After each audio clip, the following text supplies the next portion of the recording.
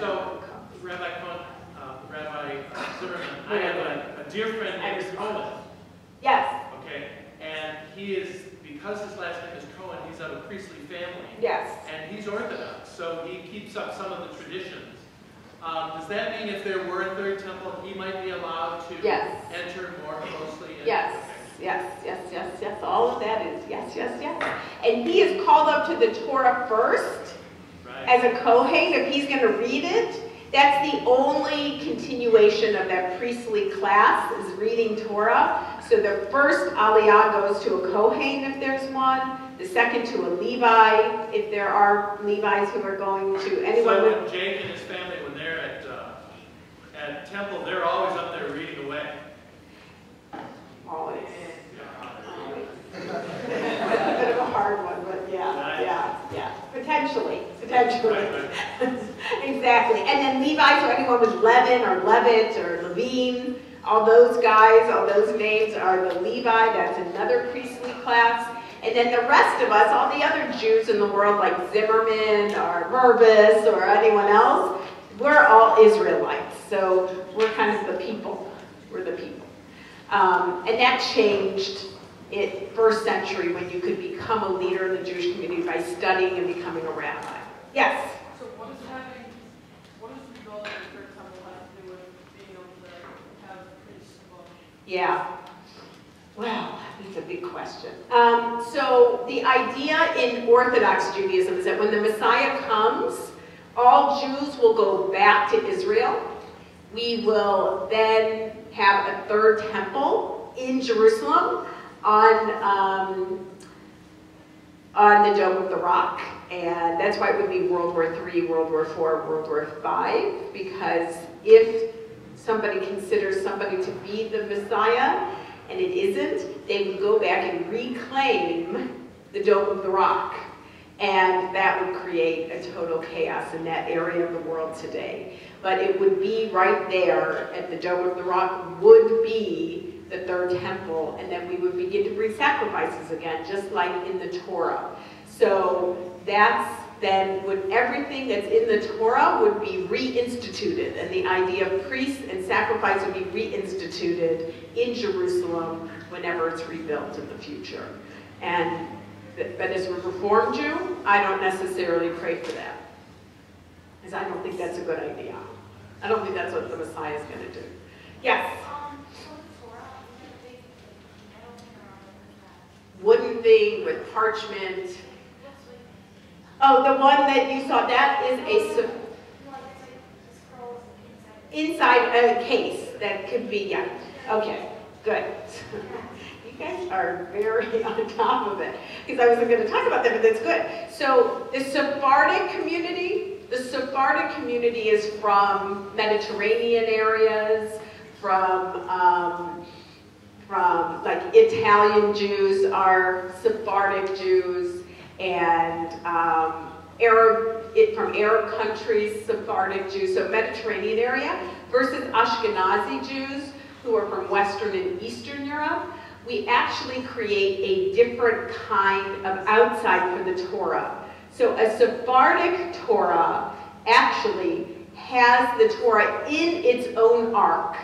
And so in the ark, you'll see it can be made out of metal or wood or whatever. Let's see if we can get a Sephardic Torah, not a Sephardic ark, because they're going to... There it is. Perfect. See, they put it inside its own ark. You see that thing that's open, that's empty? They put the Torah in there because for two reasons. One is it says a Torah is in an ark, and this was their interpretation of it, of what an ark looks like. And the second thing is, what happens in Mediterranean areas? It's hot, it's wet, it's got a lot of moisture, and it protected the parchment that much more. Sometimes they put it into another ark, sometimes they just put it on the shelf because it was in its own ark. And so that's why a Sephardic Torah looks different. We have one, a temple that we read from every Rosh Hashanah and Yom Kippur in our creative service because we think it's really cool. Somebody gave us a Sephardic Torah. So we read from it, but they put it in its own ark. It's just a different interpretation of that. But good point. watching out for those things. Good, let's go back to Temple Israel for a minute.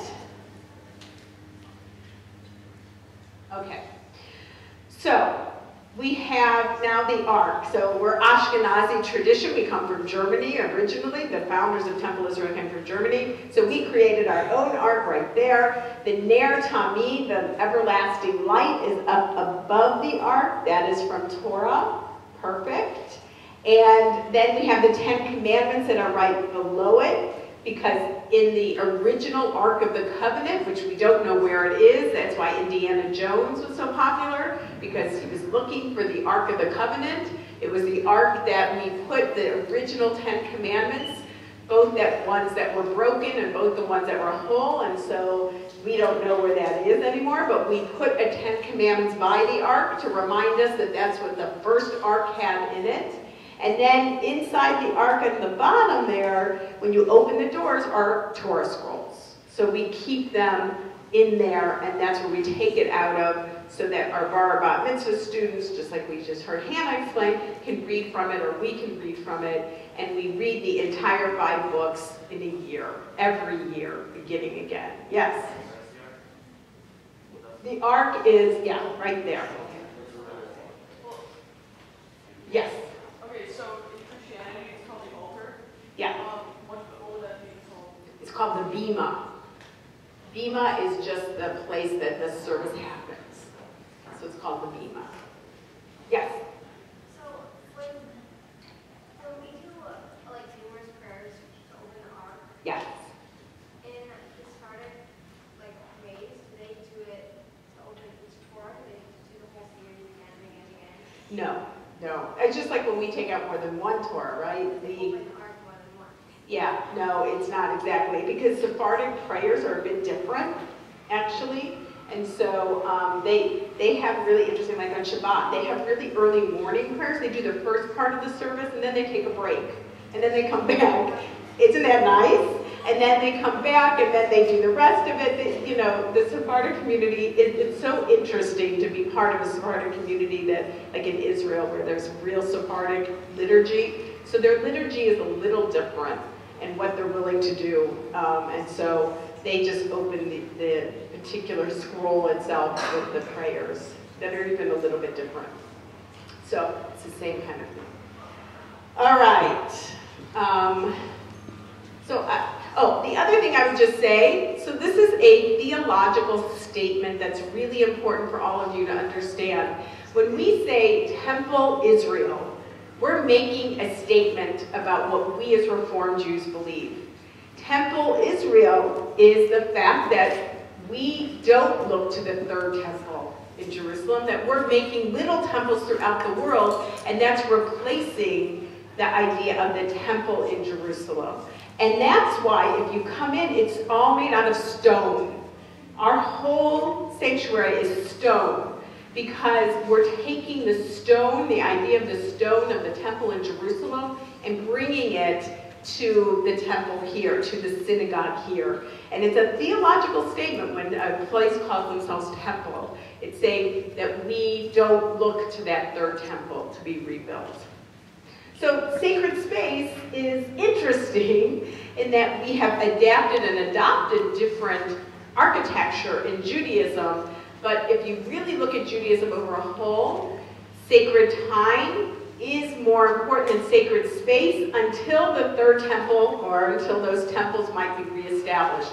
Then we go back to sacred space in the same way. But since the temple was destroyed in 70 CE, sacred time has taken precedence over sacred space. Okay? Good. Is there anything else? Should I show some of my show and tell? Show and tell. Okay. Show and tell. Okay, so who can tell me what this is?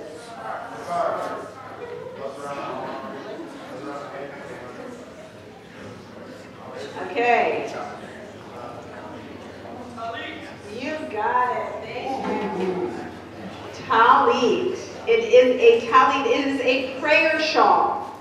You say a blessing before you put it on, and it's the blessing basically says, Blessed are you, God, who commands me to wear seat.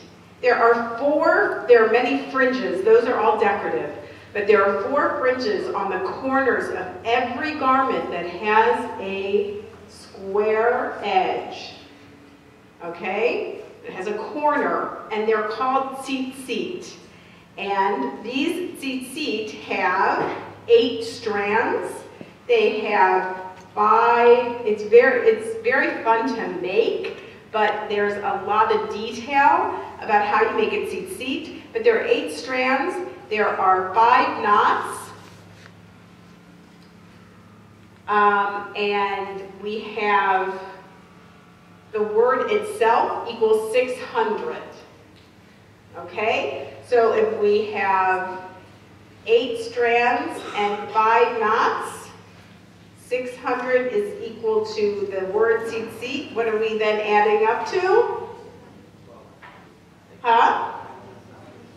613, exactly. So these seat, and what's 613? Why is that important? You guys got it. I think it's a quiz question. 613 commandments. So we remember the 613 commandments when we put the seat on the corners of our garments. Now, for the most part, we don't have corners on garments anymore. But I bet you know there's one garment that you can buy at Walgreens or at REI that does have 4 corners. What is it? What is it? A poncho.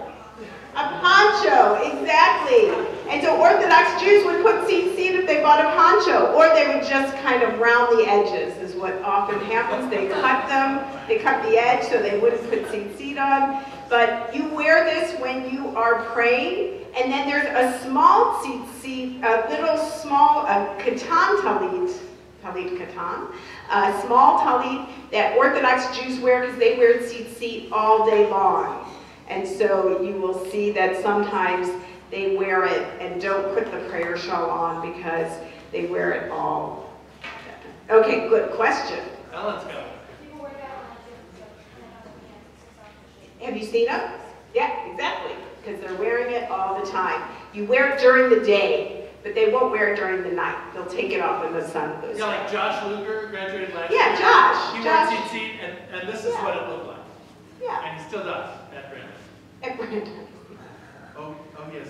That lovely He has a institution. super- My daughter goes there. He has a super Orthodox roommate that drives him crazy. From Israel. Yeah. If he's around, he should come and tell stories. And he should. My daughter can come too. Yes. These? What is it? On your sweater. Oh, this is BCBG.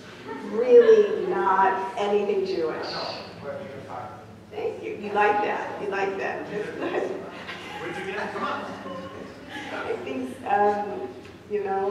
BCBG. That's the rabbi. Tomorrow. That's right. Now, if you were Orthodox, Or maybe it's Macy's or something. if you were Orthodox, would you put seat on that? Yeah, so this is a problem. This is a problem. Is You it should go on this. Is that shotness or is that okay? This is fine. This is fine. Thank you.